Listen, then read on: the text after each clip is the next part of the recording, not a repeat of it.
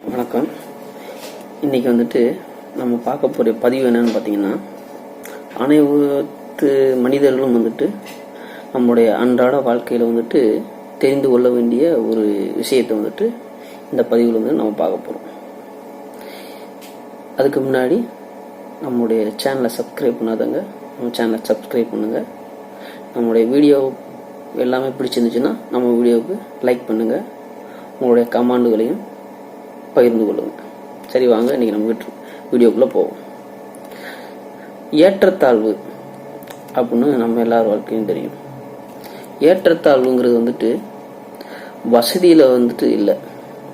இன்னொன்று, ஊனம் அப்படிங்கிறது வந்துட்டு நம்மளுடைய உடலில் மட்டும் கிடையாது, மனதிலும் உண்டு அப்படின்னு இந்த பதிவில் பார்க்க போகிறோம். உன்னை விட உயர்ந்தவன் எண்ணி நீ ஏழ்மை கொள்ளாதே, அதே போல உன்னை விட தாழ்ந்தவனிடம் நீ கர்வம் கொள்ளாதே. உனக்கு கிடைச்ச வாழ்க்கைய, கடவுள் கொடுத்த வாழ்க்கைய நீ சந்தோஷமா அனுபவிக்கணும். அதை விட்டுட்டு நம்மளோட உயர்ந்தவனை பார்த்து நம்ம அவனை மாதிரி வசதியா வாழணும் அப்படின்னு என்னன்னா, அவனுடைய சம்பாத்தியத்துக்கு ஏற்ற மாதிரி நம்மளும் சம்பாதிக்கணும் அப்படிங்கிற ஒரு போட்டி வரும். அது வந்துட்டு ஆரோக்கியமாக இருந்தால் பரவாயில்ல. அதை விட்டுட்டு குறுக்குழியில் அந்த முயற்சியை பண்ணும்போது அவன் வந்துட்டு அவனோட வசதிக்கு அவளுக்கு போய்கிட்டே இருப்பான். ஆனால் நம்மளுடைய வசதிக்கு முடியல அப்படிங்கும்போது ஒரு கடனாளியாக வந்து ஒரு மனிதனை வந்துட்டு அந்த ஏற்றத்தாழ்வுங்கிறது வந்துட்டு நம்மளை வந்துட்டு நிர்ணயிக்கிறது.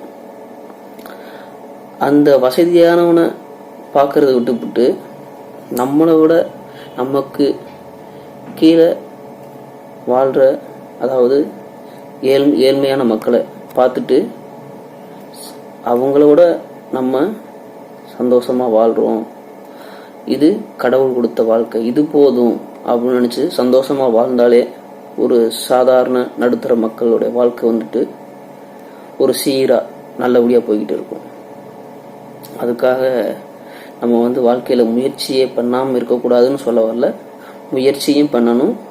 அதை விட்டுட்டு, அதாவது நம்மளுடைய தகுதிக்கு ஏற்றவாறு, நம்மளுடைய வருமானத்துக்கு ஏற்றவாறு சிறுக சிறுக நம்மளுடைய வசதியை வந்து உயர்த்தணும்.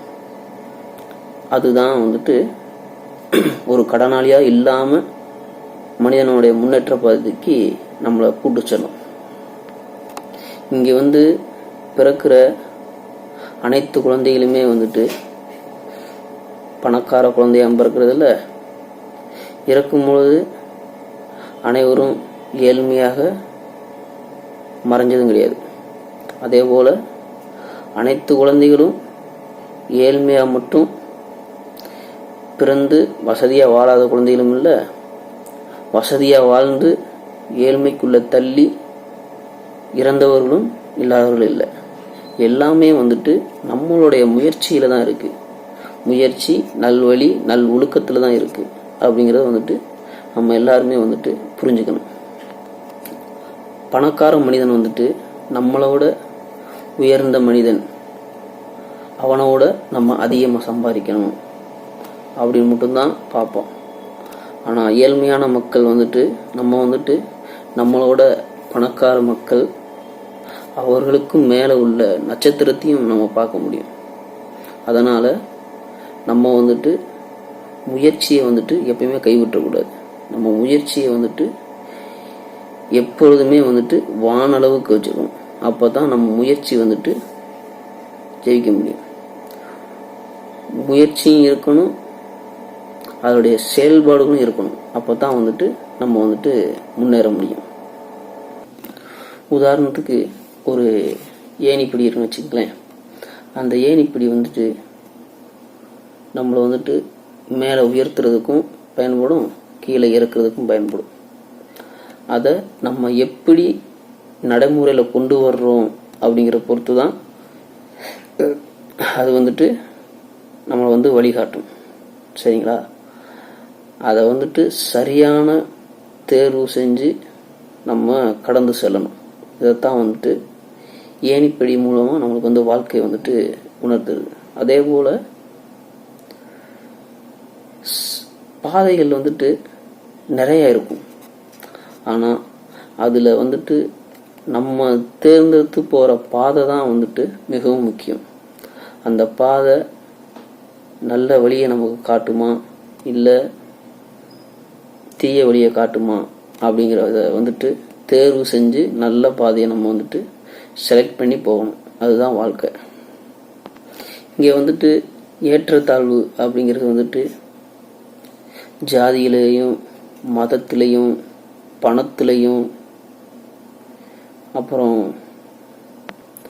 நிறத்திலையும் அப்படின்னு பல இதுகளாக வந்துட்டு இங்கே வந்து பிரிஞ்சிருக்கு. ஆனால் ஏற்றத்தாழ்வுங்கிறது வந்துட்டு அது கிடையாது. நம்மளா நமக்கு ஏற்படுத்திக்கிட்டது தான் வந்துட்டு இந்த ஏற்றத்தாழ்வு. அதே போல தான் வந்துட்டு ஊனமும் அப்படித்தான். ஊனம்ங்கிறது வந்துட்டு உடலில் மட்டும் கிடையாது, நம்முடைய மனசும் தான் வந்துட்டு ஊனமாக நிறைய பேருக்கு வந்துட்டு காணப்படுது. அது என்ன அந்த ஊனம், மனதில் உள்ள ஊனம் அப்படிங்கிறது கேட்குறீங்களா?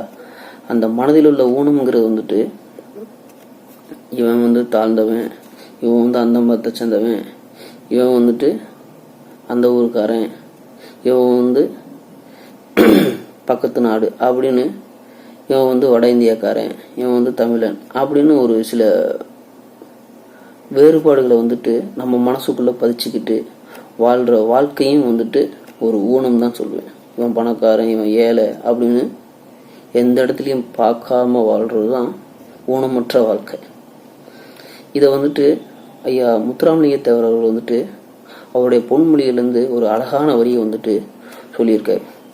என்ன சொல்லியிருக்காருன்னா, மனிதனுடைய ஏற்றத்தாழ்வு அப்படிங்கிறது வந்துட்டு மனிதனுடைய ஒழுக்கத்தின் அடிப்படையில் தான் வந்துட்டு உயர்ந்தனவே தவிர சாதியிலும் மதத்திலும் அல்ல அப்படின்னு முத்துராமலிங்க தேவர் வந்துட்டு சொல்லியிருக்காரு. அதே போல் முத்துராமலிங்க தேவர் அவர்கள் வந்துட்டு இன்னொன்று சொல்லியிருக்காரு. தன்னுடைய சாதியை உயர்ந்து பேசுவதற்காக மற்ற சாதியை வந்துட்டு குறைத்து மதிப்பிட்டு பேசுவதுங்கிறது வந்துட்டு மிகவும் தவறு அப்படின்னு முத்துராமலிங்க தேவர் அவர்களுடைய பொன்மொழிகளில் வந்துட்டு நம்ம வந்துட்டு பார்த்துருக்கோம். நன்றி, வணக்கம். இதே போன்ற பதிவுகளை வந்துட்டு அடுத்தடுத்து நம்ம பதிவுகளில் வந்துட்டு உங்களிடம் வந்துட்டு பகிர்ந்து கொள்வது நான் மகிழ்ச்சி அடைகிறேன். நன்றி, வணக்கம்.